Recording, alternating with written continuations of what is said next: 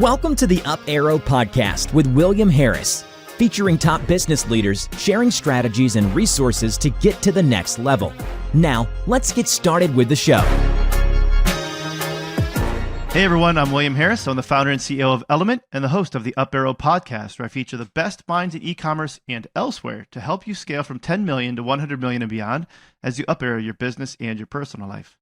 Most founders think their biggest problems are in the numbers, the KPIs, the dashboards, the reports.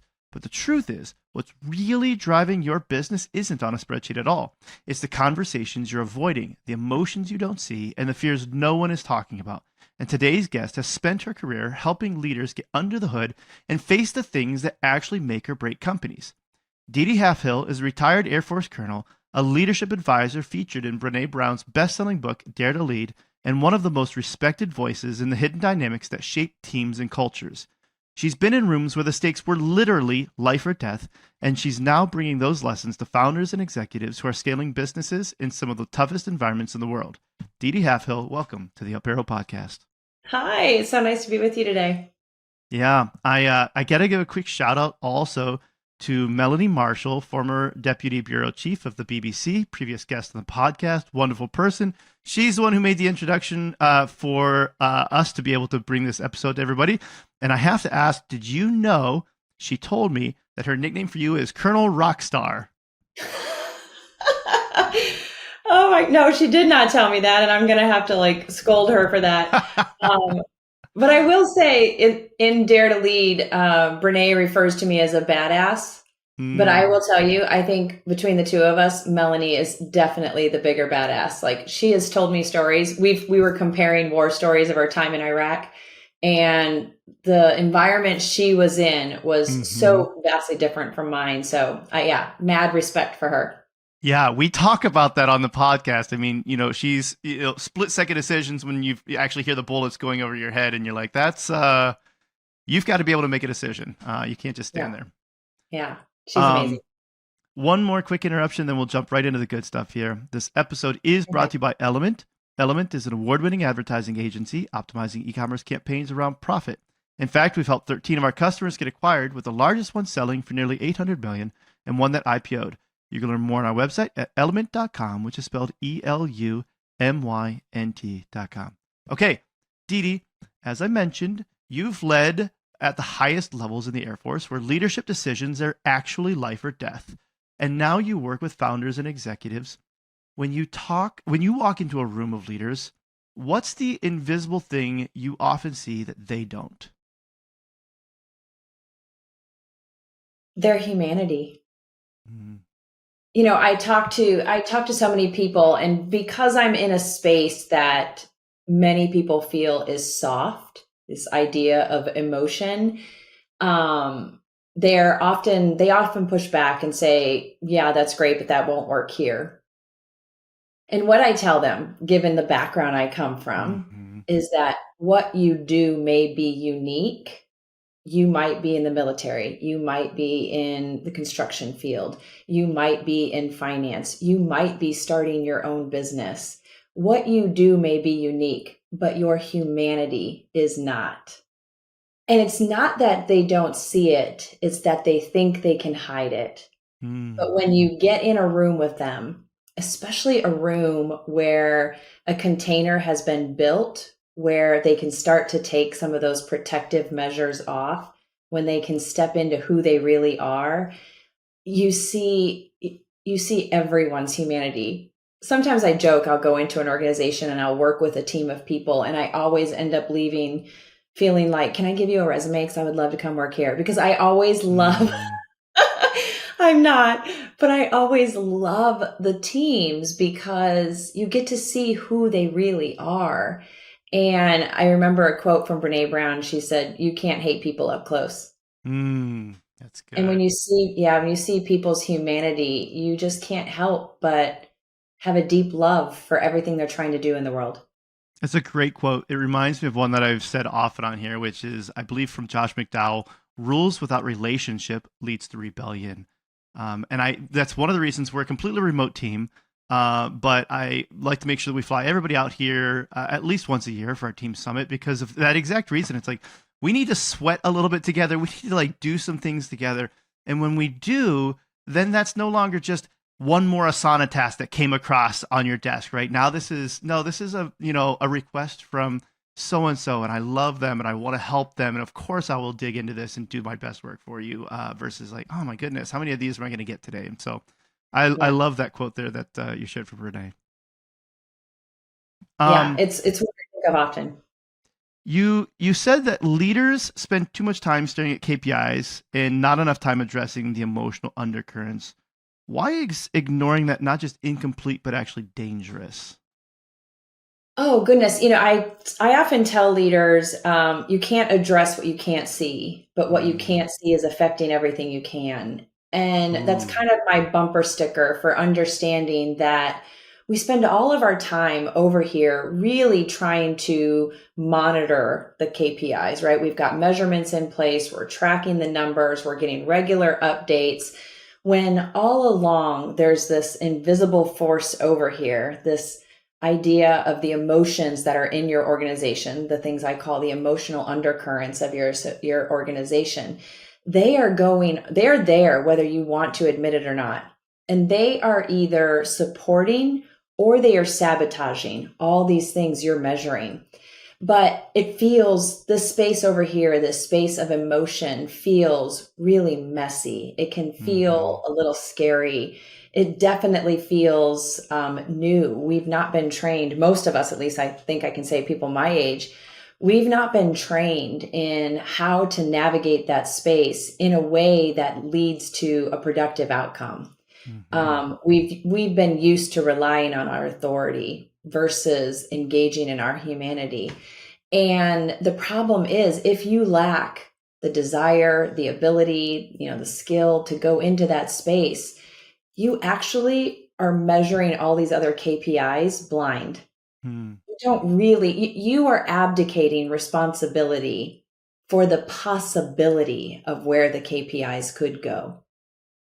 And so I really believe that as a leader, if you are not engaging in that emotional undercurrent, then you're not really leading, you're holding down the fort. Let's say that people are listening so far and but they're like, I still have a little bit of a bah humbug attitude about this. They're like, I don't know if I buy into this a whole lot. Is there an example you can think of where ignoring these, as you said, like maybe the softer things or the emotional things has led to something damaging for business?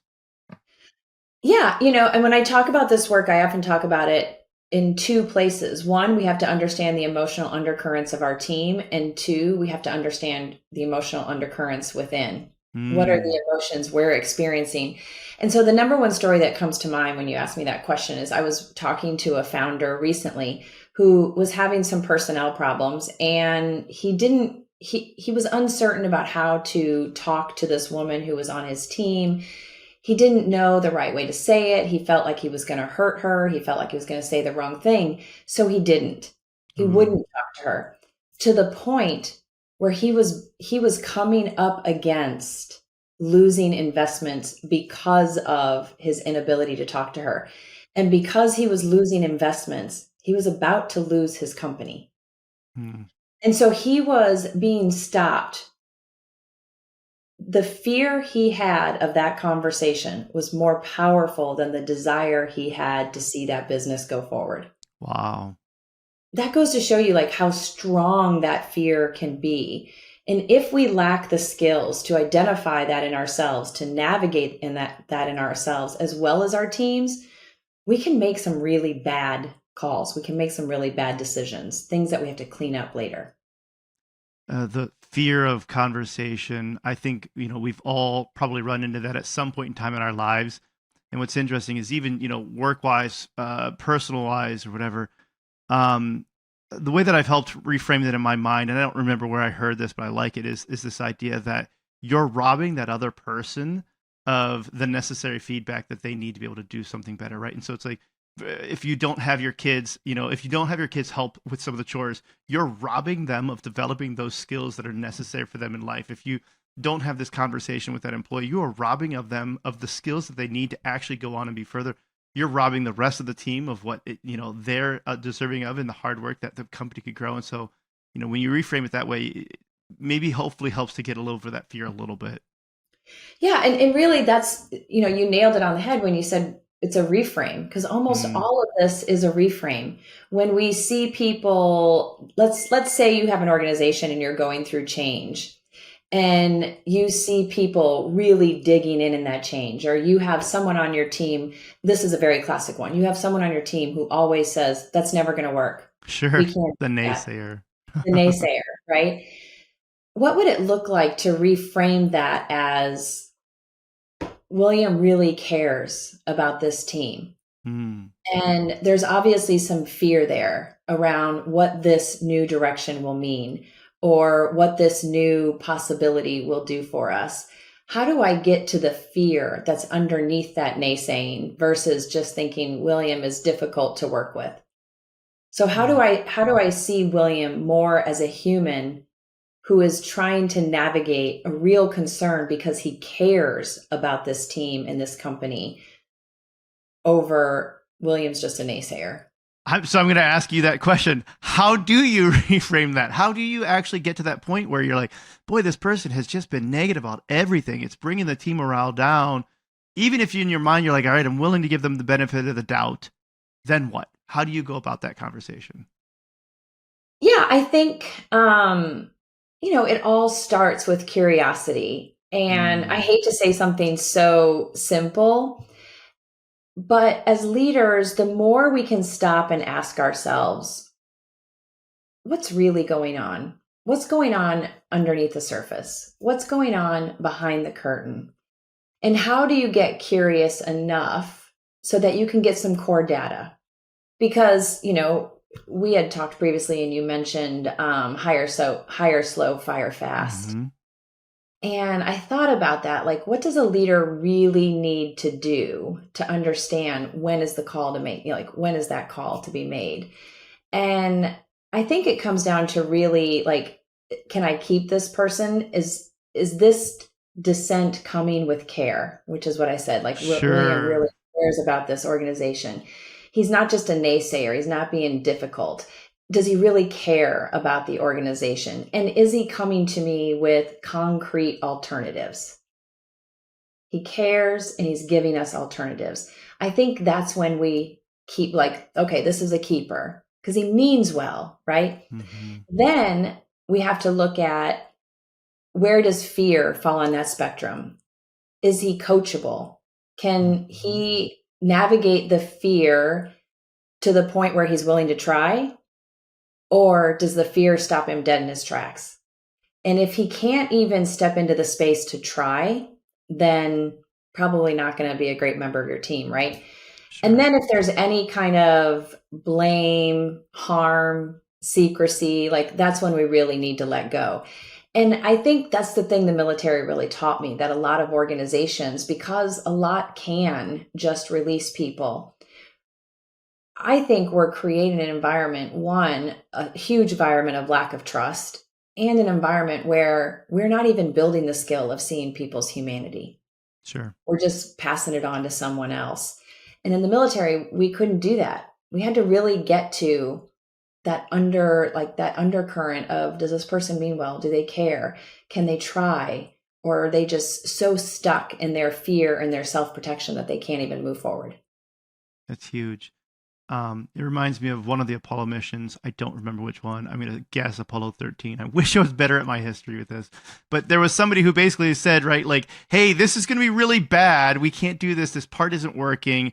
And sure enough, the shuttle blows up, and they're it turns out that they knew all along, and they were trying, and they were trying, and they were trying, and nobody was listening to them. And to your point, sometimes the naysayer is exactly who you need on the team. They're actually bringing this up because they genuinely care.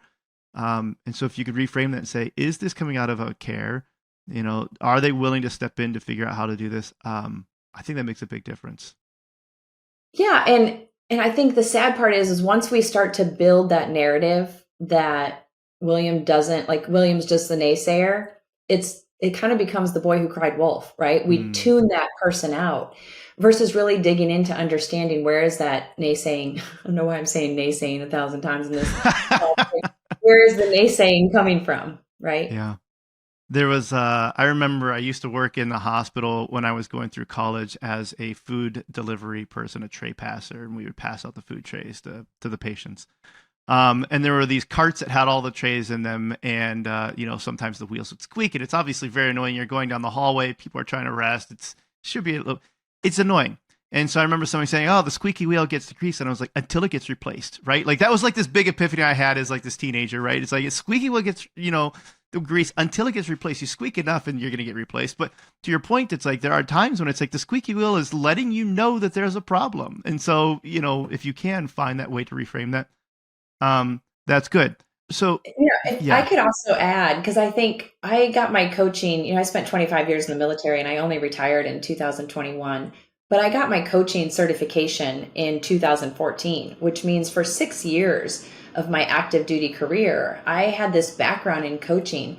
And when I talk about curiosity, when you have that squeaky wheel, if you don't have the ability to really dig into the questions, then that's where you get stuck. I firmly believe that every leader, if you are leading, period, dot, you should go through a fundamental coaching class because it teaches you how to become a noticer. It teaches you how to sit without judgment. It teaches you how to ask questions that are open-ended in a way that they don't feel like an interrogation. Sure. And they're not, you're not leading the witness. So often we ask questions that are leading the witness. And I think that going through that program transformed who I was as a leader more than anything else ever. In the 25 years I was in the military, that 8-month program changed me more. That's huge. Let's rock with this idea then. So if every human wants to be seen, valued, and heard, this is something that you have told me. What's one practical way that a leader can create that feeling even in a 15-minute meeting, right? Like how do we make sure that people feel that they are valued, seen, and heard? Yeah, when I was, so I'm not proud of this moment, but I'm a task person. I love a good task list. I love checking things off. There's a lot to do, and all of your listeners can probably relate. 100%. Right? We're prisoners to the calendar. It's like one meeting after the next.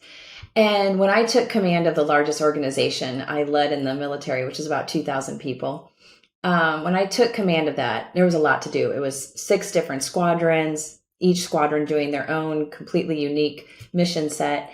And I had an amazing deputy. And my deputy would come in to give me updates on things. And he was a bit of a talker. I love him, but he was a bit of a talker. And he would come in and he would start giving me updates. And this isn't video, right? Can your It is video.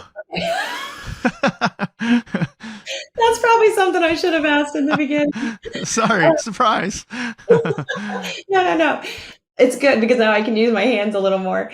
As he was talking to me, I would go, and then he would keep going and I would go, yeah. And then if he really wasn't getting my body language, I would go, yeah. And I didn't even realize I was doing it. And suddenly one day, I don't know how it came into my awareness, if I'm being really honest. I don't know if someone called me out on it, whatever. And it hit me like, this man is my heavy hitter in allowing this group to run. Like, this leader is the one who is doing the lion's share of keeping this organization on track. And he comes in to tell me something and I go, yeah. So the biggest lesson I learned in that moment was one of 2 things. One, if I have the ability to stop and listen, to stop and listen. Like really focus and really make myself be present. If I didn't have the ability to stop and listen right then and there, because like, let's say, we had a 4-star on our base. We had, 2-star, 1-star. We had several senior leaders, general officers on the installation. Let's say I was crashing on something to get it to the 4-star, which happened quite regularly. Sure. At that moment, instead of going, and I'm typing away, I would actually say, Mark, what you have to say is so important that I want to be fully present. And right now I'm doing X, Y, and Z to get it out to the boss. Can we circle back in 10 minutes? Can we circle back in 15 minutes? And I think we forget to do those two things. We think we can multitask. But when you ask the question about someone feeling seen and heard, it really is about giving them giving them your attention. And when you do that, people know it. They feel seen. They feel valued. They feel heard. It's as simple as stopping. There's a good book I've been reading by Dr. Carolyn Leaf. I believe it's called Switch on Your Brain. And, in it, she cites a lot of research. There is no such thing as multitasking. Like, I think we've proven now that the human brain doesn't actually do multiple things at once. It's just switching back and forth really quickly, and actually causes brain damage, which is another interesting thing that she shows through this. You're in trouble. Right? Yeah. But I think the thing that's interesting that you called out here is that it's like, okay, being present is it's vital, and people want to see that. And we're all still just little kids. So like what you said is something that I've actually used for my kids when it's like, we work from home now. I would love to hear what you have to say. This is the fourth time you've interrupted me in the last 15 minutes. I am at work, right? I don't say that, but it's like, I'm thinking that. It's like, but I am at work here. I have to do this. After this meeting, I would like to sit here and talk to you and tell me all about the slime that you just made or whatever this might be, right? Even as adults, we're still just little kids at heart, still wanting to be seen, heard, valued. 100%. And there was another thought that came to mind when you were sharing that. When my commanders would come into my office, and they were all responsible for organizations 200 to 400 people, right? So they're running everything from the logistics of the installation, the security of the installation, the communication network. When they would come in, I would ask them, when they would come say, "Hey, ma'am, I need to talk to you." And they're like, "We got a bit of a problem." Before I even allowed them to tell me the problem, I would say, "Are you looking for a thought partner? Are you looking for, are you looking for some mentoring, some advice? Mm-hmm. Or are you looking just to vent?" Mm. And they would decide what they needed. And sometimes it would be like, "I just want to vent." And I'd be like, "Go." Because Sure. we need to do that, right? 100%. Yeah. But even by giving them the choice of how I was showing up for them, told them that they were valued. Because when they could say, "I want a thought partner," which they did 9 times out of 10, they very rarely wanted me to tell them how to do it. Mm-hmm. When they would say, "I want a thought partner," and I would go into nothing but coaching mode, pulling questions, asking questions to pull their own expertise. When I would go into that mode, what they actually heard was, 1, "I trust you." And 2, "I value the unique gift you bring to this organization, so much so that I don't want to cloud your unique gift with my experience." That's brilliant. I like that a lot. And to be honest, it made it so much easier for me as a leader. Like, it took so much weight off me. I didn't have to have all the answers. Mm-hmm. That's something that I actually want to get to in a little bit with you too, having all the answers. I want to talk into like this mindset of like the entrepreneur then a little bit, or the boss, the CEO. Most e-commerce founders are idea machines. They're brilliant, but chaotic at times. Where do you see that strength start turning into a liability? Oh, goodness. I don't know if I shared this, but my partner is actually in that space right now. He's a founder. He's building a company. And I watch him, and I want to dig even a little bit deeper, because I think each person has their own unique strengths, right? We have values that we hold dear. Before I even see what I think you're getting to is like, there's so much to do. Can I delegate? Can I give up certain pieces of this, which is very tactical, right? Do I have the ability to build a good team, to bring the right people in? I often don't see that getting in the way as much as I see people's own values and their strengths when they are used in excess getting in their way. So I'll give you a perfect example. Please, I was going to ask for one. Yeah. My partner very strongly values humility, right? He is a really good person. He is very humble. And that is partly why people really connect to him. He's a lawyer. People really trust him. He's very kind. Sure. And in excess, that humility can look like he doesn't promote what he's doing as much as he should. He holds back from reaching out to someone. He holds back from telling people how amazing the product is that he's creating. I mean, it's fundamentally going to change. It's going to provide service to an entirely forgotten community in business. And that value in excess gets in his way. And all of us have that. We all have values that really drive our behavior. And oftentimes we don't even have a language to identify them. We might say like God, country, core, like that's the Marines, not the Air Force. Sure. But we think we have these ideal values, these aspirational values that we're shooting for. But really underneath all of that is something that drives us. I'll give you an example again. My top 2 values are growth and authenticity. Authenticity shows up for me constantly. When I'm out speaking, I'm very authentic. When I share stories, I'm very authentic. I have no problem using myself as an example, even when it's not pretty.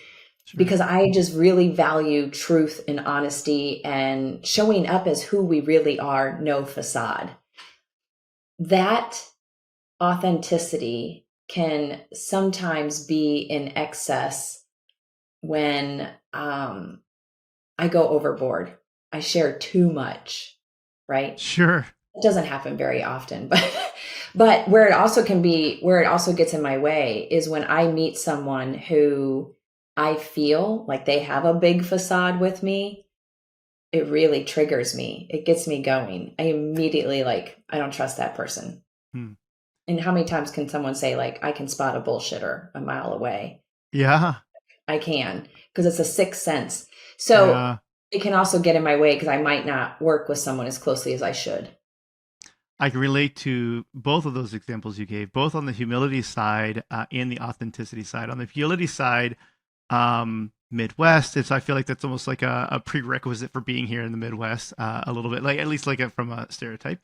Not really one to self-promote overly, right? Braggadocious. And I remember somebody telling me, they're like, if you have the ability to help me and you don't make sure that I'm aware of that, you don't promote that in some way, that's not very kind, is it? And it's like, oh, so now you're playing against my desire to be kind, against my desire to be humble, right? And so it's figuring that out. And on the authenticity piece, there are routinely times where it's like, I'll just meet somebody, random stranger, we're on vacation or something. My family's like, who is that guy? It's like, I was like, I met him 5 minutes ago, just asked if he wanted a piece of pizza. We had some extra kind of thing. And they're like, we thought it was one of your work friends. You telling him his your whole life story and everything. And so I can appreciate that. And the way that you worded this of we have these values and they could be in excess. It reminds me of well, we have blood, and blood is a very vital thing, but too much blood is actually a bad thing too. You need white blood cells. Too many white blood cells is a bad thing. Anything good in excess can become a detriment as well. And so to your point, these values are good, but they can sometimes be over-indexing as well. Yeah, and we usually over-index in moments of uncertainty here, right? When we feel vulnerable, that's when we tend to over-index. Mm-hmm. In the very moments we shouldn't. So how do we balance out that? Let's talk about the human side of that. What are ways that we can recognize that in ourselves and fix it? Because I have a background in coaching, I think, have you ever heard of the leadership circle profile? Mm-hmm. Yeah. Right. I think assessments like that are one of the best ways to start, because a lot of times we might go out, we might ask people hey, tell me how I'm doing. Give me some feedback on how I'm doing. But if you hold any positions of power, if you have authority over anything, people are not going to be no matter how hard you try as a leader, you can be the kindest leader ever. But if you have some sense of power, that becomes very hard for people to share. I'll share another story. I was getting my certification in the leadership circle profile. And so because of that, I had to take the assessment, and I gave it to my whole team, and I get the results back. I'm super excited. I was already certified as a coach. I was already working with Brené Brown in the Dare to Lead work. I was sharing her work. So I thought, oh, I've got this leadership thing down pat. Like I've made some good headway. And so I was really proud of myself, thinking, like, I shouldn't say down pat, because I don't think I ever felt like I had leadership down pat, but I think I had made some good strides. Like I had really shifted who I was as a leader. And I get the results back. I open them up, and the highest score on my assessment was arrogance. Ooh. That I'm arrogant, that my team saw me as arrogant. Sure. And I was heartbroken. I mean, it knocked me back a bit for a long time. And I was working with a coach, which is the second thing, right? Do the assessment, get a coach, and actually talk to someone who can help you navigate these things. And she said, I want you to hear something. She said, arrogance is less about what we say and more about how little we listen. Ooh. Yeah. Arrogance is less about what we say and more about how little we listen. And I took this assessment when I was an advisor to the chairman of the Joint Chiefs, and it was the start of COVID, and we were watching riots in the streets of DC. One of my strengths is confidence. Mm-hmm. But in this moment, I'm sometimes overly delusionally confident. But in this moment when real shit was happening, I had a lot of uncertainty around that. And I let my confidence get into excess, because that team, quite like my deputy again, that team was rotating. I was the only one who was in the building every single day. I was the only one who had the continuity of the daily operations. And so when they were coming to me, I was like, yeah, we've already done that. Here's what we're going to do. And so it really does two things, right? I was once again, the results of that once again was they did not feel seen. They did not feel heard. And I was once again acting in excess because I thought I had so much to do, and I was overconfident in my own answers. I was overconfident in the direction I was establishing. And so when you ask about how leaders get that feedback, because no one in that room would have ever said to me, ma'am, we're thinking you're a little bit of got some arrogance going on. Sure. So taking assessments, getting a coach, I think are the two easiest ways, because you're not putting anybody else on the line, because those things are usually always anonymous for the most part, right? Mm-hmm. You're not putting anybody else on the line when you have a position of authority. I'm going to play devil's advocate on that for a second here. Okay. Sometimes that arrogance, or at least perceived arrogance of listening less, can feel necessary. And I'm going to give an example, because it's sometimes easier to think abstractly versus thinking specifically in e-commerce here. Open heart surgeon, patient's bleeding out. You got to make a decision. I don't want that open heart surgeon. If I'm the person, I don't want them saying, how do you feel about this surgeon? Does anybody else have an idea of how we should, fix this situation? There's an emergency. I want them to just simply say, I need you to do this. Give me this. Let's get this done. We're going to do it. Right. And it very much arrogant. To the point where I can remember, I worked with open heart surgeons, and I can remember one of the nurses had taken a phone call, and they asked how to spell the doctor's last name, because this was back when they had to hand write this, and they were like, how do I spell your name? And he said G-O-D, and hung up the phone. There's a bit of arrogance that can be there when you're working with somebody's life. It can be taken too far as well. But how do you find that line where, again, you're talking about there are riots, and you need to just make the decision? This isn't a committee. Just get it done and do it. Same thing happens in e-commerce businesses. This happened. This is what we need to do. Make the decision. And I'd say that sometimes we have maybe a lack of strong leadership at times as well. How do you find that balance between which one is necessary? Yeah, I mean, you said something though that's very interesting, and actually the same kind of argument I got a lot in the military when people would read Dare to Sure. Lead, and my story in Dare to Lead is about loneliness and feelings and emotion, and they would say to me like, "Yeah, that's great, but like sometimes we got to take the hill." What you're actually talking about though is leadership in moments of crisis, and I've been in a lot of crisis. My job was really crisis communication. I was the emergency response cell coordinator when I was the mission support group commander. Like I've had plenty of moments in crisis. In crisis is not when I am looking for consensus, and it's not when something like arrogance is assigned. Think about how often you find yourself in an emergency. Sure. It's All of rare. these behaviors, yeah, all of these behaviors are happening outside of that moment. Mm-hmm.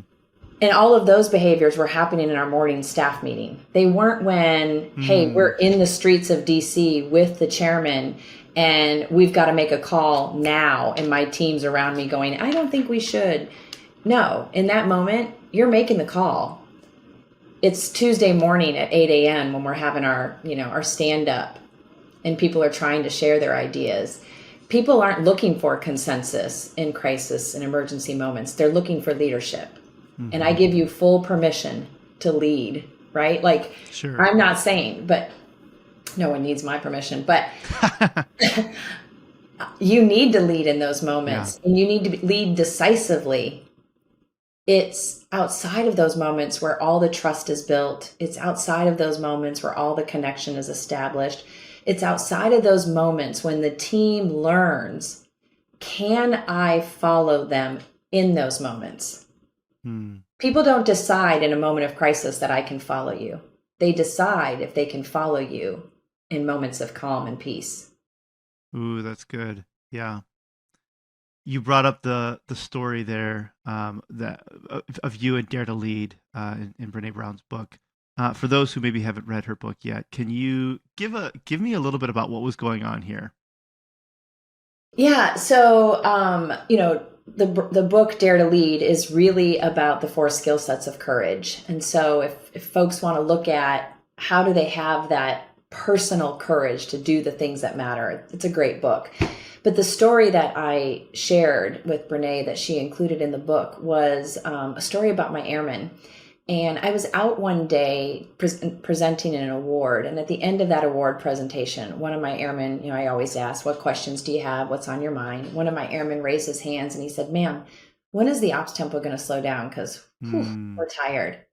And I said, yeah, I hear you. Like, we got a lot going on. We've been at war for 20 years. When we're not at war, we're at home preparing for an inspection. When we're not preparing for an inspection, we're training for an exercise. Like, it was just bam, bam, bam, bam, one thing after another. And we were tired. So I asked the group, I said, how many of you can understand what Airman Smith is saying? Like, how many of you are tired, right? The whole room raised their hand. Like, who wouldn't? Sure. Yeah. We're most folks had multiple deployments, so it was a lot going on. And I said, I want to share something with you. I said, I read an article a couple days ago in the Harvard Business Review, and it was talking about this organization that was going into 5 different companies that were all reporting the same high levels of exhaustion. Like, people were just tired, right? And they wanted to understand what was going on with these organizations that they were reporting such high levels of exhaustion. And so it spent months talking to their employee base. It spent months looking at their policies, spent months talking to their leadership. And what they found in all 5 was not that people were tired, but people were lonely. Oh, interesting. It was that feeling of loneliness that was manifesting itself as a feeling of exhaustion. So I asked my airmen that day, if I were to ask you, instead of who's tired, who's lonely, how many of you would raise your hands? And honestly, I didn't expect any of them to raise their hands because, it's a group of military, mostly men. And I thought, this is not something we talk about in the military. Like, we're not out there all the time talking about feeling lonely. We don't talk about our feelings hardly at all, actually. Sure. And when I asked the question, 3/4 of the room raised their hand. And I didn't really know what to do with that in the moment because, again, like I just said, it's not something we talked about. But here is the very next thought that popped into my mind. In the military, we have a huge problem with suicide.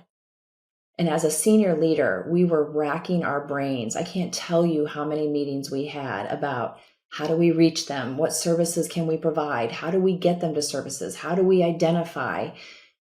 Because nobody wants to have that conversation with that young man or woman's parents, their loved ones, their spouse, their kids.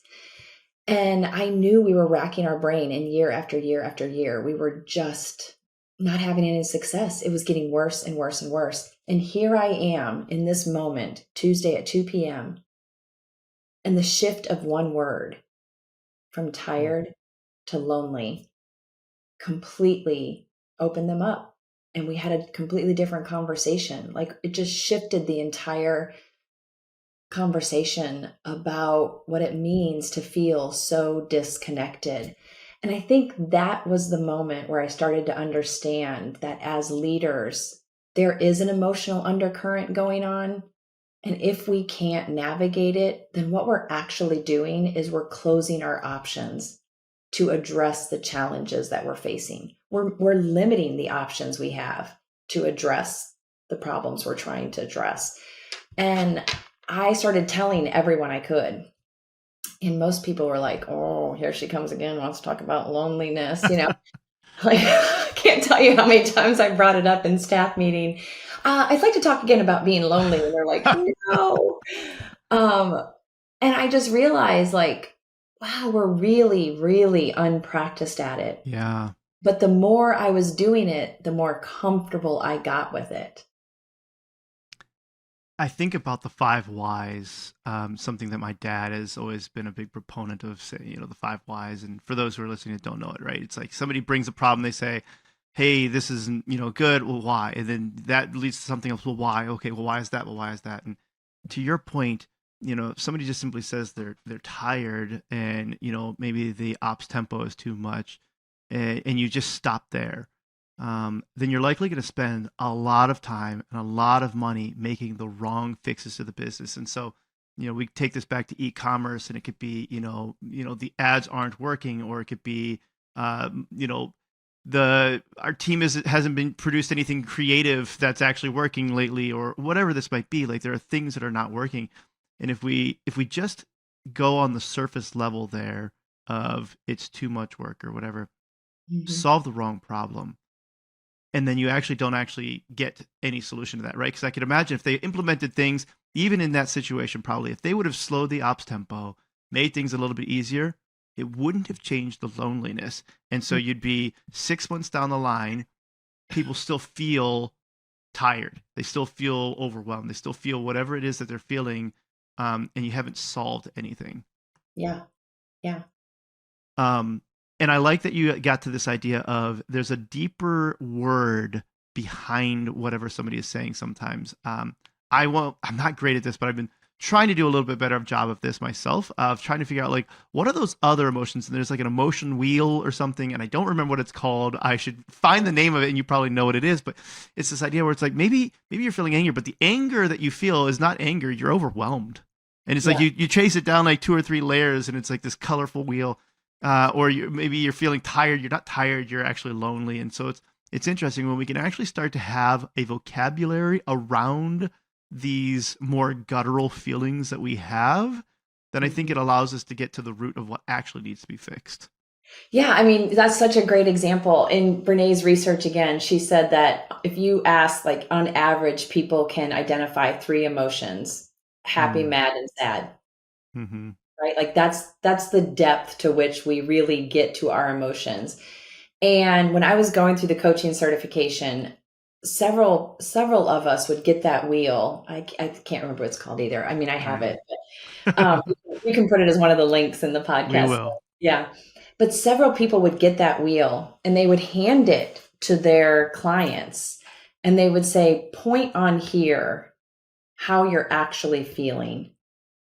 And when we can see the word, oh, that's actually what I'm feeling. I'm feeling disappointed. Okay. What happens is, if I can identify that I'm feeling disappointed versus I'm feeling dismissed, I'm feeling disappointed that I didn't study hard enough. I'm feeling disappointed that I didn't prepare the way I would have wanted to. I'm really disappointed that I didn't get the position. Okay, what do you want to do with that? Now I have the ability to take action, like you said, to solve a different problem. But if what I'm actually really feeling is dismissed, okay, what's making me feel dismissed? What do I need to do to not be dismissed? What do I need to engage so that my voice is heard? What do I need to do so that my voice is trusted? Right. And so, like, those are completely different actions. But if all we ever stay at is I'm angry, we've cut off any growth. We've cut off any opportunity for development. Yeah.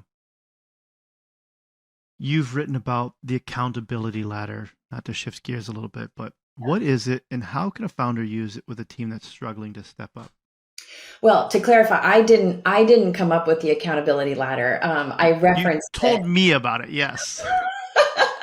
I don't want to take the credit because I referenced it in a blog post I wrote recently. And what the accountability ladder does is it kind of gives you a place where you can walk through, like, what are the behaviors you're seeing, right? Like, it divides the accountability ladder up into two, like above the line and below the line.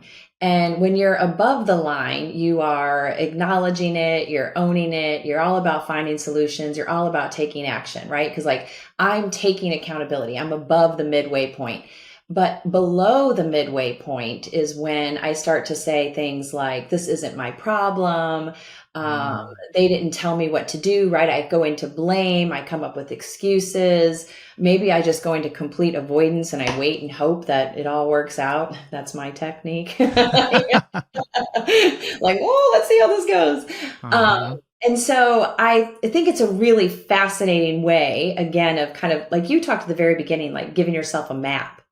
Right? Like, it allows you to go on a map. Where am I? Am I above that line? Am I below the line? But what I wrote about was that so often, and I will tell you, almost every leader I work with wants to know how they get their team to be more accountable. And what they want is they want people to see themselves on their team, and they want them to, like, oh, I'm below the line, let me get my act together, and suddenly go to above the line. Like, that's what they want. How do I get my team to go above the line?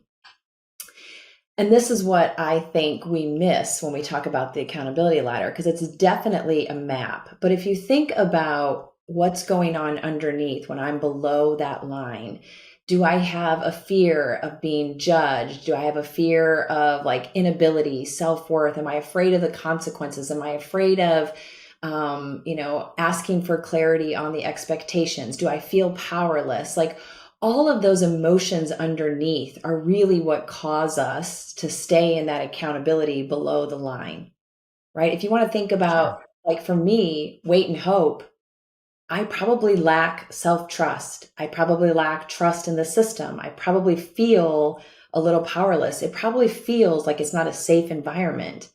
And so as leaders, if we really want our people to look at the accountability ladder, define where they are on the map, and then it's our job to do the work of, why does that feel vulnerable for you? What about that?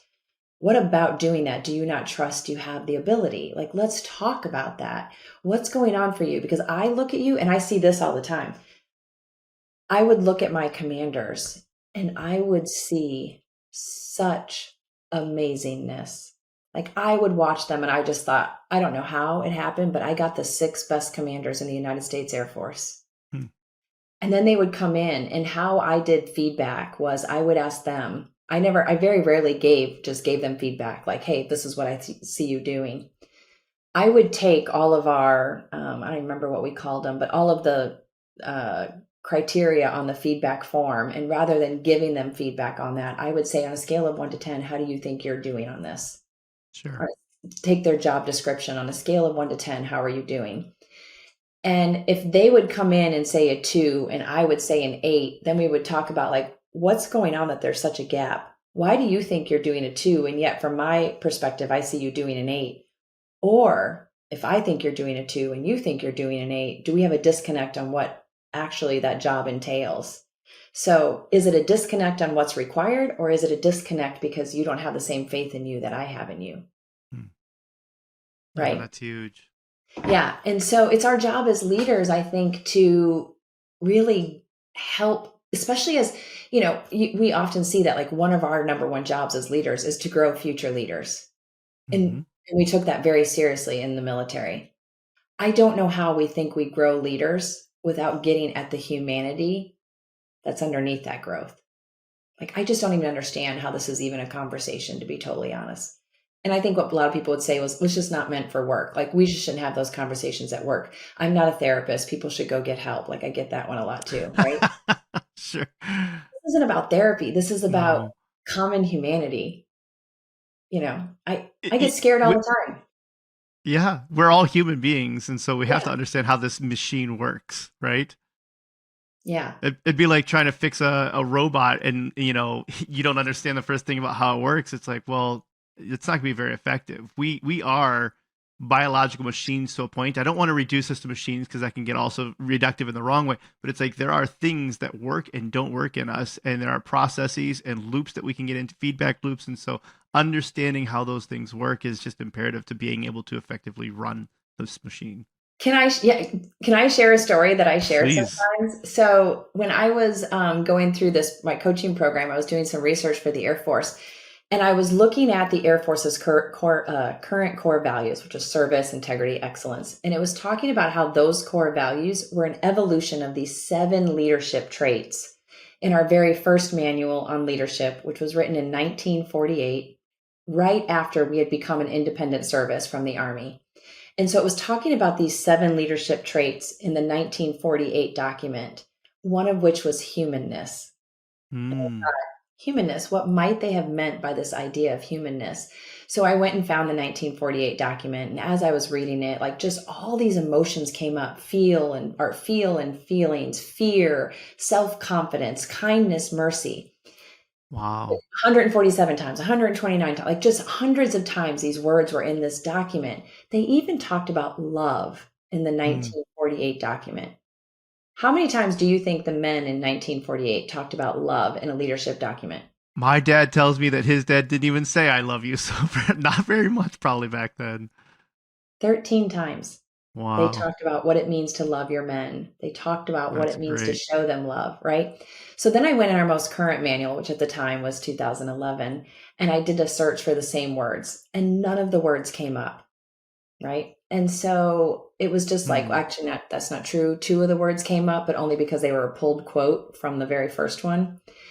And so I share that story often in my keynote for 2 reasons. One, when we think about masculinity and we think about leaders, those are the leaders we revere. Those are the leaders Hmm. we hold up as the example. And here were these men in 1948 who had just finished World War II, who were just coming out of World War II. And they had the ability to navigate feelings in such a way that they put it in our leadership manual. They talked about love, they talked about kindness, they talked about fear, they talked about the feelings, all of the feelings.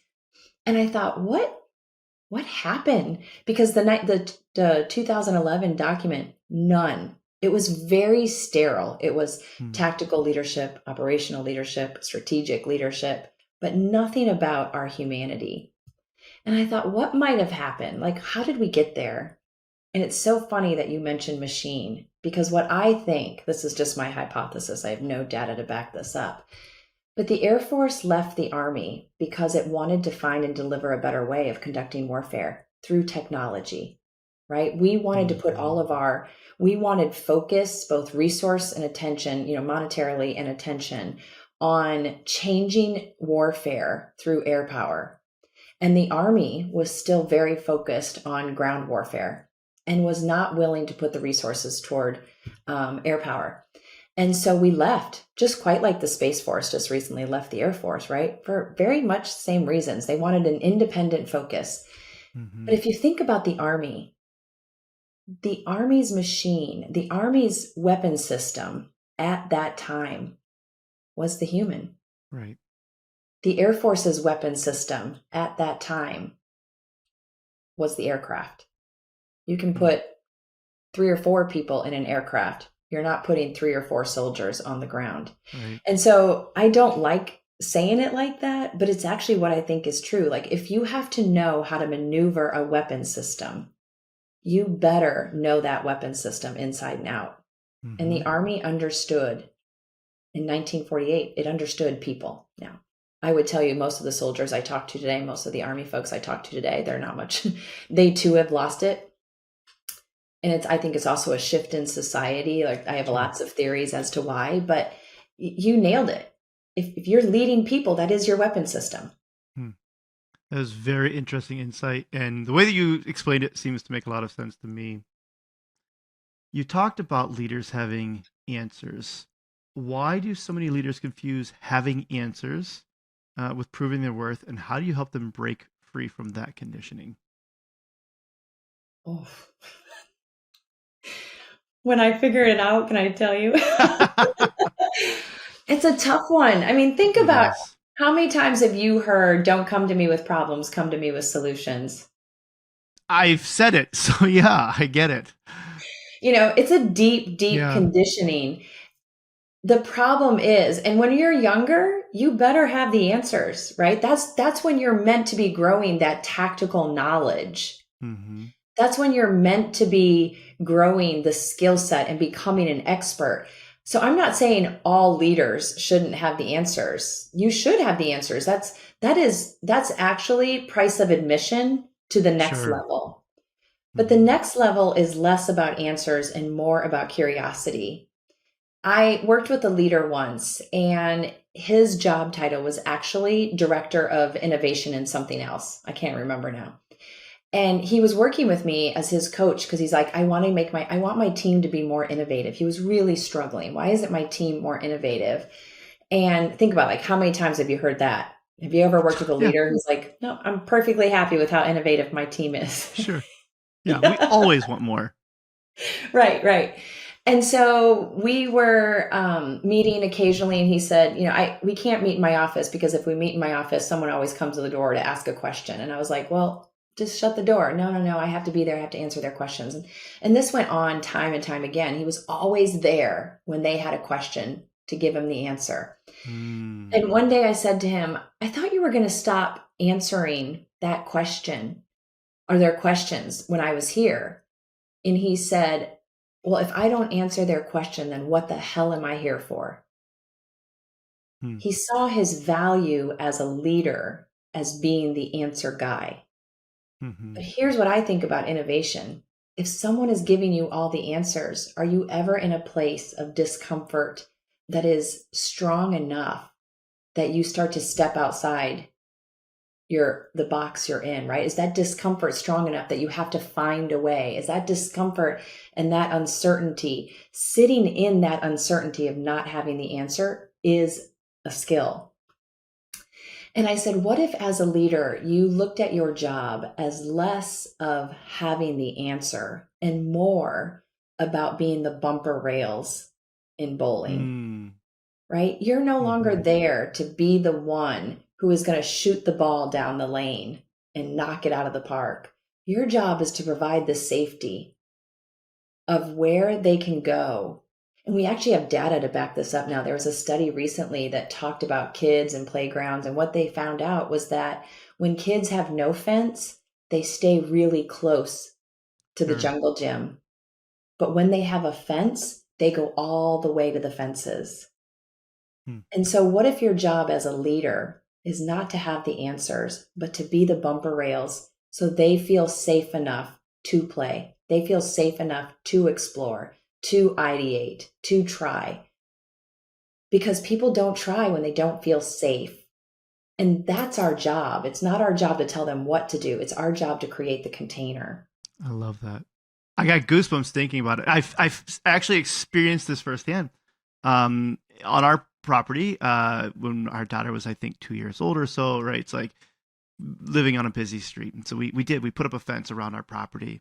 And a part of you thinks, man, this is really going to close in the yard. Is that really what we want to do?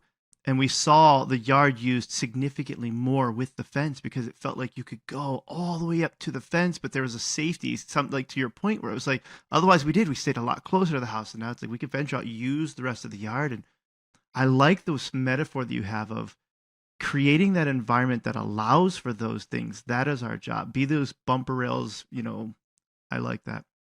Yeah, because think about it, a bumper rail doesn't take the ball out of play. It Sure. keeps the ball in play, and it helps the game to keep going, right? But versus like you throw a ball and it goes over in 4 lanes because you don't have bumper rails, well, game over. Mm-hmm. I never said that before. I don't know why that came up. 4 lanes is pretty aggressive. You're chucking that ball pretty hard. That's how I roll. That's the military training right there. Yeah. I want to get to know who is DeDe Halfhill a little bit more then as well, because I think it's fun to get to know the human side of everybody that's on the show. You've been candid about a lot of moments in your life. Pushing down emotions almost cost you everything. Tell me about your childhood and how that helped shape you to be the person you are today. Oh goodness. I grew up with very young parents who were both working. So I was on my own a lot. And I think, and I'm the oldest girl. I mean, I think we hear all kinds of anecdotes about, anecdotal evidence about what oldest girls do. Mm-hmm. And I definitely fit that. I very much am a problem solver because I had to be when I was young. I couldn't turn to anyone. I couldn't turn to my parents. So I got very good at figuring things out. And I think that's where I get excited today is I see the work I'm doing, the conversation we've just had, I see it as a big challenge. Like I want to help leaders Mm-hmm. navigate it because it just feels to me like, oh, we're just advancing the ball. We're fixing the problem of how we've shown up as leaders. So I think that's had the biggest impact. I had to learn to trust myself. I had to learn to figure things out. And I learned a lot of independence, which is why I think I was successful in the military. That's beautiful. You told me that you've carried Teddy Roosevelt's "Man in the Arena" quote in your wallet your entire career. Yeah. Why have you done that? And what does it mean to you now? It's funny because it's actually right behind me too. Yeah, I thought that was it, but sometimes it's a little blurry and I couldn't quite tell. Yeah. A friend of mine made that as my retirement gift because it means so much to me. I had that wallet in my card since I was probably my first year on active duty, and I still carry it in my wallet. So that's 30 years ago. That card's been in my wallet for 30 years because it kind of goes back to the same thing I just said. Like I want to do hard things. I want to make a difference. I want to do something with my life. I want to be in the arena, and I don't want fear to hold me back. I don't want criticism to hold me back. I don't want the judgment of others to hold me back. And I'm not saying it doesn't sting, but I'm saying like, this is who I want to be. I want to step in. I want to figure it out. And when I met Brené, I pulled that card out of my wallet because she has this quote in, I think it's Daring Greatly. I know it's also in Dare to Lead. But I pulled the card out and I said, this is who I've always wanted to be. I didn't have a language for what was getting in my way until your work. Because if you think about it, like if all of us have these arena moments in our lives, and right as we're getting ready to step into that arena is when we hear the voice, you're not good enough. Who do you think you are? You're never going to make it. They're going to think you're an idiot. You're going to show all the world that you have no clue what you're doing. And those voices are so loud and ever present. Her work gave me the language to identify those voices, identify the behavior that shows up when I hear those voices, and the way to rewrite the story so that I go in anyway. And so I love that quote because I'm not kidding you. I have it in my wallet. I have it here. I actually have one in my bathroom because I have one that says the woman in the arena. This quote is everywhere in my house. So good. That's so good. It's a powerful quote. Yes. For those who haven't read it, if you haven't read it, we'll link to that as well because it's really an important one to read. You've spent decades in the service, but you recently described to me this feeling a bit lost after leaving the Air Force. How are you navigating that transition, and what can founders learn about identity after work? I'm navigating it very, I want to say shittily. That's not a word Mhm. though. It is now. um, it's the hardest work I think I've ever done.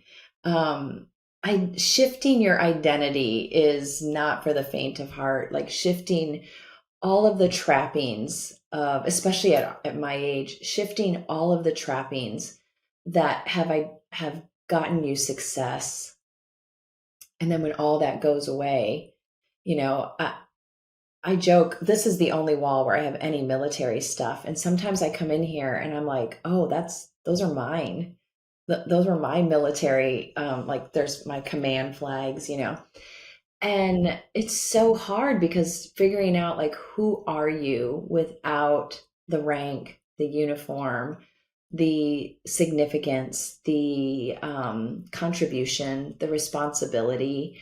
And so I think if I were to give founders any advice, and I'm on the journey right now, is you have to be very, very deliberate in listening to the stories you tell yourself about what that shift Mm, in identity means. And you have to do really difficult work of reframing it from who I was to who do I want to be.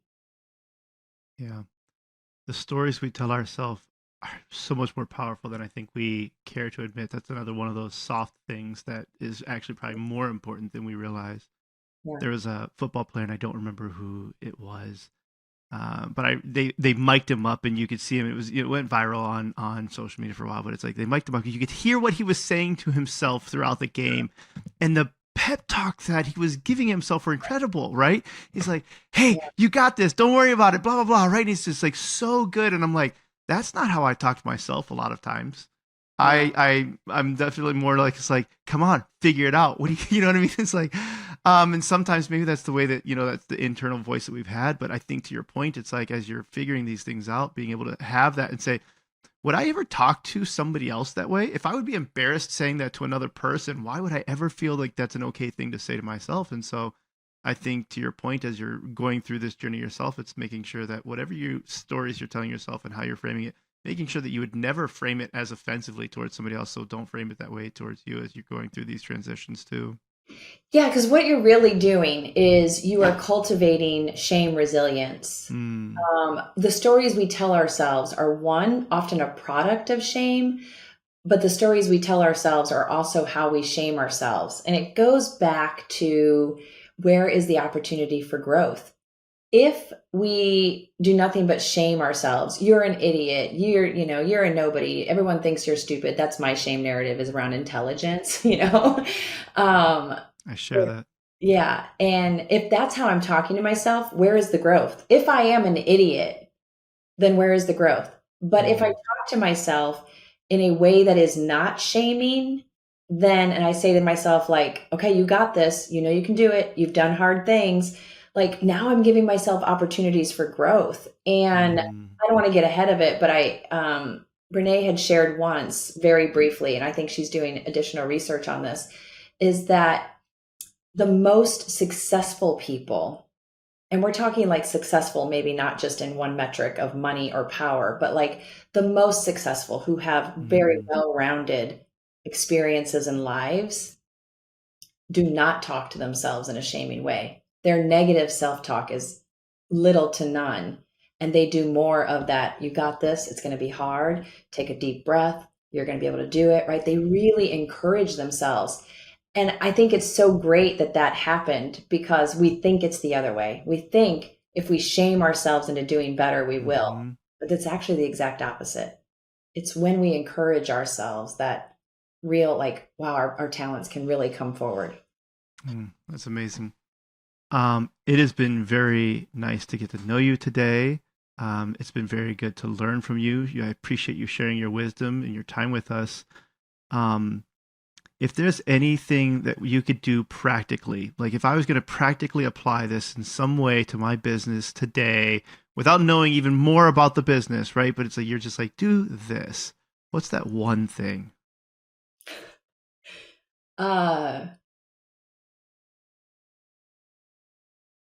it's it's two things. It's three things. And I said at the very beginning, stop, listen, and get curious. I really do think it sounds hokey, but the most magical question I ever asked my team, which someone called me out on it recently, isn't actually a question. But the more I started saying, tell me more. Tell me more. People eventually get, it might take a little while, and sometimes it requires patience, but it is a magical question because so much comes out that would not have come out initially, and people get to their deeper wisdom. That's huge. Yeah. If people wanted to work with you, if they wanted to follow you, what's the best way for them to get in touch, stay in touch? I post regularly on LinkedIn and Instagram. So I really try to be of value. And then also my website, folks can reach out to me through my website. I have a newsletter. I have all the stuff, right, that most folks put out there. The newsletter, I think, is probably the area where I try to give more of those tactical, try this, because it allows me a little more room to give that.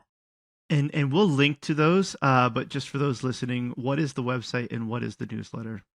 The website is DeDeHalfhill.com, and the newsletter is The Unseen Edge. Great.